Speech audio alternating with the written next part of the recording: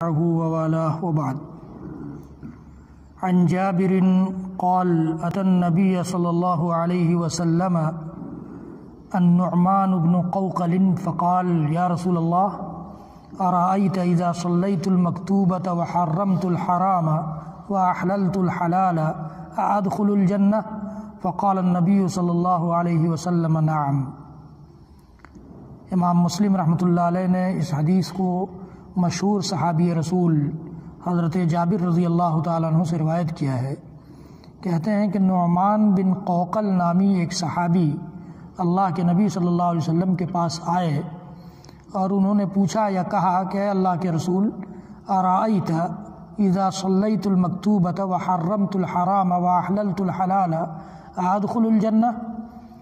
آپ کیا سمجھتے ہیں کہ میں 5 وقت کی نمازوں کی پابندی کر لوں اور حرام کو حرام سمجھ لوں اور حلال کو حلال جان جاؤں، یعنی حرام کو حرام سمجھ کر زندہ رہوں اس سے رک کر کے، اور حلال کو حلال جان کر کے اس کو استعمال کروں، اس کے مطابق عمل کروں، تو ادخل الجنہ، تو کیا میں جنت میں چلا جاؤں گا؟ دیکھیے جتنی حدیثیں گزر رہی ہیں سب میں آپ نے ایک چیز یہ مشترکہ طور پر ملائی ہوگی کہ سب میں صحابی کی تڑپ کس بات کی ہے؟ جنت کی ہے. جنت کے بارے میں سوال ہو رہا ہے کہ کیا ہم اس کو کر لیں گے تو جنت میں چلے جائیں گے، یا اللہ کے نبی صلی اللہ علیہ وسلم نے کہا کہ دیکھو اگر یہ کر لے گا تو کامیاب ہو جائے گا یا جنت میں چلا جائے گا. تو ساری حدیثوں میں تقریباً اسی بات، اور یہ کتاب الایمان کی حدیث ہے. امام مسلم رحمۃ اللہ علیہ نے اس کو جس چیپٹر میں ذکر کیا ہے اس کا نام ہے ایمان کا چیپٹر. تو ایمان کے چیپٹر میں یہ بات بتائی جا رہی ہے. اس کا مطلب یہ ہے کہ ایمان سے اس بات کا گہرا تعلق ہے کہ نماز بھی ادا کی جائے، حلال کو حلال سمجھا جائے، حرام کو حرام سمجھا جائے اور اسی کے مطابق زندگی گزاری جائے تو انسان جنتی ہو جاتا ہے. منموجی اور منمانی زندگی سے انسان کبھی جنتی نہیں ہو سکتا ہے. اللہ کے نبی صلی اللہ علیہ وسلم نے ایک دوسری حدیث میں فرمایا ہے کہ دنیا سجن المؤمن و جنت الکافر. دنیا مومن کے لیے قید خانہ ہے. مومن اس دنیا میں آزاد رہ کر زندگی نہیں گزار سکتا ہے. آزادی کی زندگی اس دنیا میں کافروں کی ہے. وہ جنت الکافر، کافر کے لیے یہ جنت ہے، اور ہماری جنت آخرت میں ملے گی اگر ہم اس دنیا کو اللہ کے احکام کے قید میں، نبی اکرم صلی اللہ علیہ وسلم کے فرمان کے دائرے میں گزار لیں گے. تو یہ اللہ کے رسول صلی اللہ علیہ وسلم سے اس صحابی نے پوچھا کہ کیا میں ایسا کر لوں تو جنت میں چلا جاؤں گا؟ تو اللہ کے نبی صلی اللہ علیہ وسلم نے فرمایا کہ ہاں کیوں نہیں، تم ضرور جنت میں چلے جاؤ گے اگر تم ان کاموں کو کر لو. ایک دوسری حدیث میں جابر ہی رضی اللہ تعالیٰ عنہ کی حدیث ہے. امام مسلم رحمۃ اللہ علیہ نے اس کو روایت کیا ہے کہ ایک شخص نے، یہاں نام نہیں لیا نعمان بن قوقل کا، ایک شخص نے اللہ کے رسول صلی اللہ علیہ وسلم سے پوچھا ارأیت اذا صلیت الصلوات المکتوبات وصمت رمضان واحللت الحلال وحرمت الحرام ولم ازد على ذلك شیئا ادخل الجنہ؟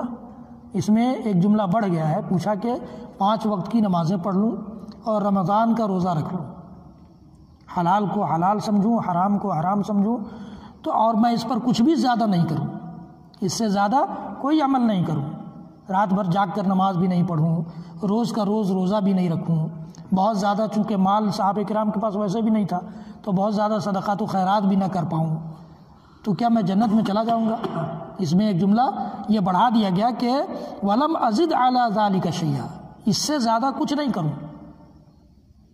تو کہا تو اللہ کے نبی صلی اللہ علیہ وسلم سے پوچھا کہ کیا میں اس طرح سے جنت میں چلا جاؤں گا؟ اللہ کے نبی صلی اللہ علیہ وسلم نے فرمایا کہ ہاں. اس صحابی نے کہا کہ واللہ لا ازید علی ذلک شیئا. صحابی کا انداز دیکھیے کہ اللہ کی قسم میں اس سے کچھ زیادہ نہیں کروں گا، جب اتنے ہی پر مجھے جنت مل جائے گی تو میں اس سے زیادہ کیوں کرنے جاؤں. لیکن ہم تو اتنا بھی نہیں کر رہے ہیں اور ہر شخص جنتی ہے، ہر شخص ایماندار ہے. ایمان کے باب میں، ایمان کے چیپٹر میں یہ بات چل رہی ہے. اس پر، اس ترازو پر اگر تولا جائے تو ہم میں سے کتنے لوگ ایماندار ہیں؟ سوچنے کی بات ہے. تو ہمارا سماج نہ سمجھنے کے لیے تیار ہے نہ کرنے کے لیے تیار ہے. اس کے باوجود ایماندار بھی ہے، جنتی بھی ہے. کسی کو آپ کہہ کر دیکھ لیجئے کہ نہیں تم جنت میں نہیں جا سکتے ہو، پھر دیکھیے کیا ہوتا ہے. آپ کسی کو یہ کہہ کر دیکھ لیجئے کہ تم ایماندار نہیں ہو. تو صرف زبانی دعویٰ کا نام ایمان نہیں ہے. صرف زبانی دعویٰ کا نام جنتی نہیں ہے کہ اسٹیج پر بیٹھ کر جس کو چاہیں جنت کا سرٹیفکیٹ دے دیں اور جس سے چاہیں جنت کا سرٹیفکیٹ چھین لیں. یہ نہیں ہوتا ہے. اللہ تعالیٰ کے ہاں انصاف کا ترازو قائم ہوگا اور سب کے لیے انصاف ہوگا. وما انا بظلام للعبید، اللہ تعالیٰ بندوں پر ظلم ہرگز نہیں کرے گا. اللہ تعالیٰ عادل ہے اور عدل کو پسند کرتا ہے. تو یہ ایمان کے چیپٹر میں امام مسلم رحمۃ اللہ علیہ نے یہ اہم جانکاریاں دی ہیں، اور بھی ایمان کے باب میں بہت ساری حدیثیں آئیں گی جو آپ آئندہ سنیں گے. رب العالمین سے دعا ہے کہ رب العالمین ہم سب کو نمازوں کی پابندی، خاص طور سے جب نمازوں کی پابندی ہم کرنے لگ جائیں گے تو یقین جانیے کہ ان کی وجہ سے بہت ساری برائیوں سے ہم رک جائیں گے. اللہ تعالیٰ نے یہ کہا ہے کہ ان الصلاۃ تنہا عن الفحشاء والمنکر، یقیناً نماز انسان کو بہت ساری فحشکاریوں سے اور بہت ساری غیر شرعی چیزوں سے روک دیتی ہے.